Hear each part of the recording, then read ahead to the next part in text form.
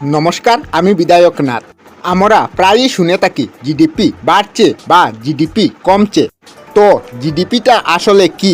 এটা কি সরকারের টাকা নাকি দেশের ব্যাংক ব্যালেন্স? জিডিপি এর যে মূল কথা সেটি হলো গ্রস ডোমেস্টিক প্রোডাক্ট। সহজ ভাষায় বলতে গেলে এক বছরে দেশের ভিতর যত প্রকার জিনিস আছে এবং যত রকমের পরিষেবা আছে, যেমন পরিষেবা বলতে কি কি বুঝি, যেমন হচ্ছে বস্তু পরিষেবা, ব্যাংক পরিষেবা, শিক্ষা পরিষেবা, এগুলি হচ্ছে পরিষেবা। এই যে পরিষেবা আছে তার মোট বাজার মূল্য হচ্ছে সেই দেশের কিন্তু জিডিপি। চলুন একটি সহজ ভাষা দিয়ে জিনিসটিকে বোঝার চেষ্টা করি। ধরুন একটি গ্রামে 5 জন মানুষ আছে, তাহলে গ্রামটা আমরা দেশের সঙ্গে তুলনা করে নেই। একটি দেশ, যে দেশে কিন্তু 5 জন মানুষ আছে। দেখুন, একজন কৃষিকাজে আছে, একজন কৃষক, সে বছরে 2 লক্ষ টাকার ধান উৎপাদন করে, এবং একজন দুধ বিক্রেতা, তিনি বছরে 1 লক্ষ টাকা আয় করেন দুধ বিক্রি করে, এবং একজন টেইলার, তিনি 50,000 টাকা লাভ করেন কাপড় সেলাই করে, এবং একজন শিক্ষক, তিনি 2 লক্ষ টাকা শিক্ষাতে, এবং একজন ডাক্তার, তিনি 2.5 লক্ষ টাকা চিকিৎসা করেন। তাহলে এই 5 জনের যে অবদান, সব মিলিয়ে দেখা গেল যে 8 লক্ষ টাকা হলো সেই হিসাবে। তাহলে সেই 8 লক্ষ টাকাই হচ্ছে কি সেই গ্রামের বা সেই দেশের জিডিপি।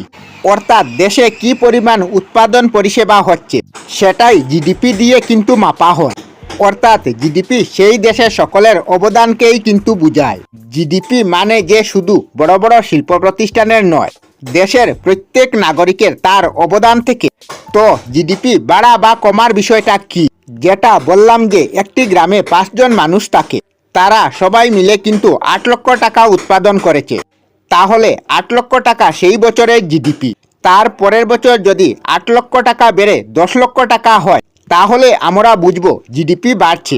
তার কারণ হলো উৎপাদন বাড়ছে, সেই গ্রামের ব্যবসা বাড়ছে, অর্থনীতি তাহলে বাড়ছে, জিডিপি তাহলে বাড়ছে। আবার ধরুন পরের বছর যদি মূল্য 7 লক্ষ টাকা হয়ে যায়, তাহলে আমরা সেখান থেকে এটাই বুঝবো যে এই দেশে জিডিপি কমছে।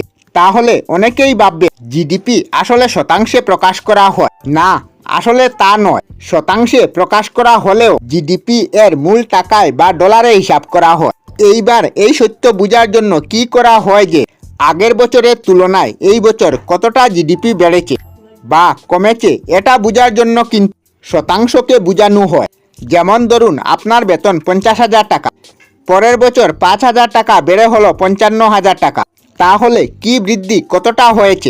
উনার বেতন বেড়ে হয়েছে 10%। ঠিক তেমন কোনো দেশের জিডিপি 100 টাকা, পরের বছর বেড়ে হলো 105 টাকা। তাহলে জিডিপি কত পার্সেন্ট বাড়ছে?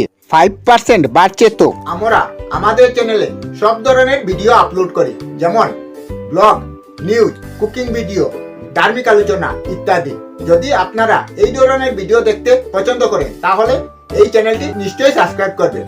আমি আপনাদের সাথে বিধায়ক না, আজকের মতো বিদায় নিলাম। আর ভিডিওটি ভালো লাগলে লাইক, শেয়ার ও কমেন্ট করবেন। ভিডিওটি সম্পূর্ণ দেখার জন্য অশেষ ধন্যবাদ।